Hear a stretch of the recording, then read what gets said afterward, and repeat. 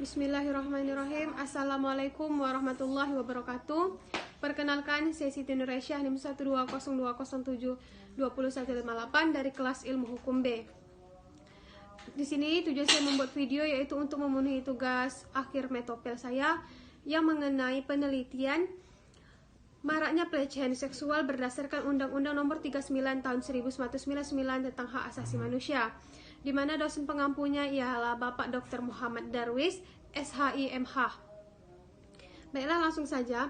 Pelecehan seksual adalah segala macam bentuk perilaku yang berkonotasi atau mengarah kepada hal-hal yang seksual yang dilakukan secara sepihak dan tidak diharapkan oleh orang yang menjadi sasaran, sehingga menimbulkan reaksi negatif seperti malu, marah, benci, tersinggung, dan sebagainya pada individu yang menjadi korbannya.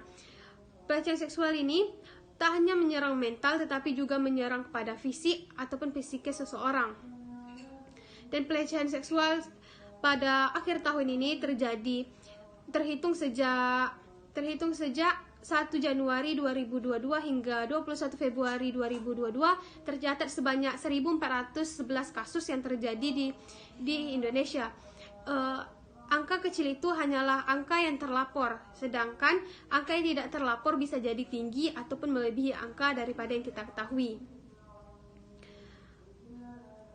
Rumusan masalah penelitian saya di sini ialah apa yang menjadi indikasi penyebab adanya pelecehan seksual, bagaimana mengatasi dari terhindarnya pelecehan seksual, bagaimana dampak dari pelecehan seksual tersebut, dan apa saja sanksi dari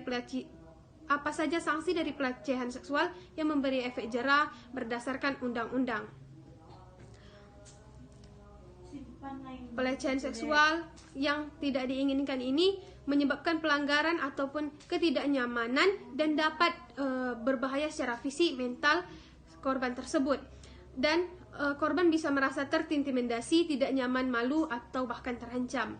Pelecehan seksual merupakan kejahatan kesusilaan sebagaimana diatur dalam pasal 294 ayat 2 KUHP Indonesia. Selain itu, pasal 89 ayat 1 Undang-Undang Ketatanegaraan, Undang-Undang Nomor 13 Tahun 2003 mengatur bahwa pekerja berhak atas perlindungan moral. Selanjutnya ialah metode yang saya gunakan pada penelitian ini, yaitu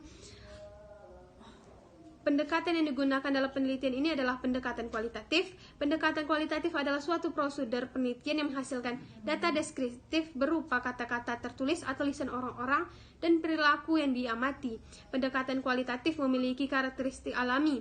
Sebagai sumber data langsung, deskriptif proses lebih dipentingkan daripada hasil. Analisis dalam penelitian kualitatif cenderung dilakukan secara analisis indikatif dan makna-maknanya merupakan hal yang esensial. Selanjutnya,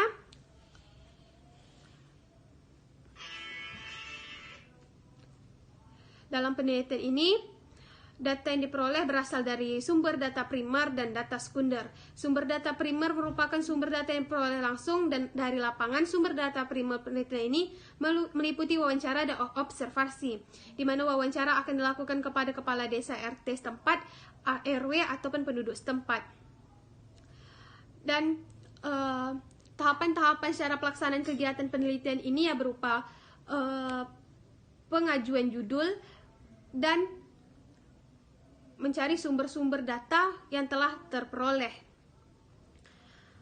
Dan penelitian ini menurut saya sangat memberi dampak dan sangat memberi kesan kepada saya ataupun kepada yang lainnya menurut saya, karena di sini penelitian saya lakukan secara teramat, di mana saya melalui wawancara kepada warga-warga setempat, sehingga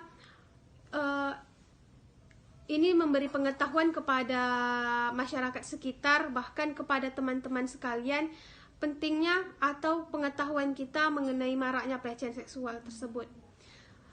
Baiklah, sekian dari penjelasan video saya ini. Dan tak hanya itu, penelitian saya harap memberi kesan, bahkan bisa memberi pelajaran dan manfaat kepada teman-teman ataupun orang lain. Itu saja yang dapat saya sampaikan. Saya Siti Nuraisyah. Mohon maaf jika ada kesalahan dan kesilapan kata. Wassalamualaikum warahmatullahi wabarakatuh.